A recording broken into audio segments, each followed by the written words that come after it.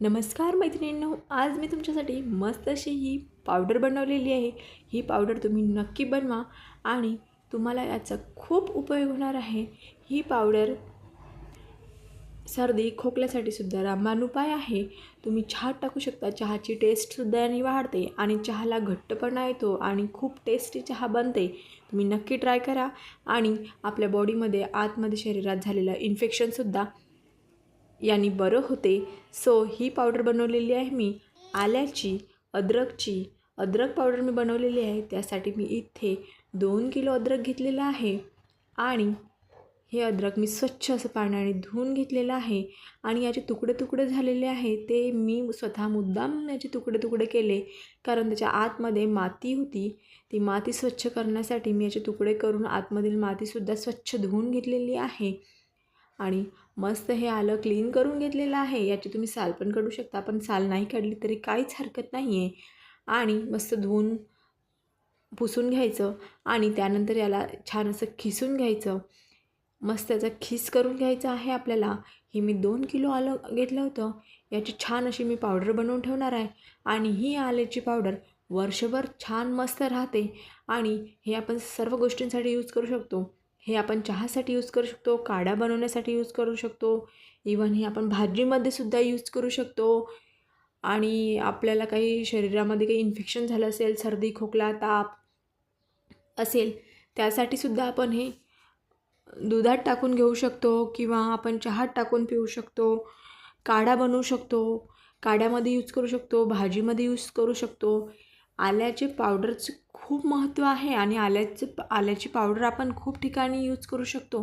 So तुम्ही अशी आल्याची पावडर बनवून ठेवू शकता आणि ही कधी पण तुम्हाला कामीच येईल, ही वेस्ट जाणार नाही आणि मस्त अशी आल्याची पावडर बनवून ही खूप दिवस मस्त आरामात टिकते आणि या वेळेला आलं स्वस्त झालेलं असते।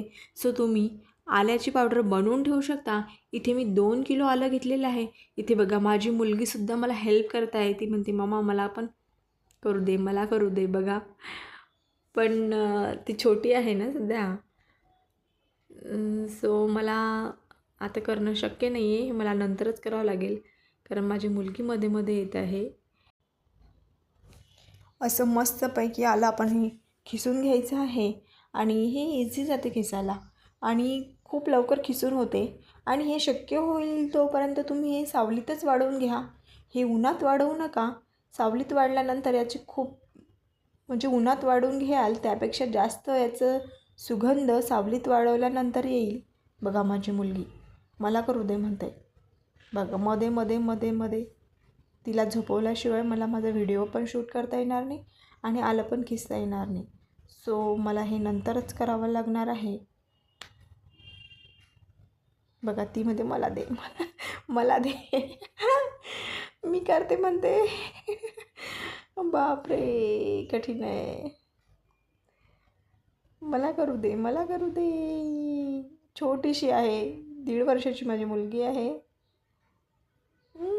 मम्मा काय करते बघते ती।